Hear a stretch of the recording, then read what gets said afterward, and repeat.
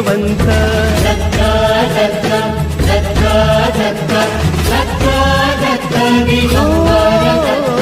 अवधूत चिंतन गुरुदेव दत्त गुरु आमचा तू आम्ही भाग्यवंत नसे जन्म मृत्यू नुरे काही खंत न प्रारंभ मध्य नसे काही अंत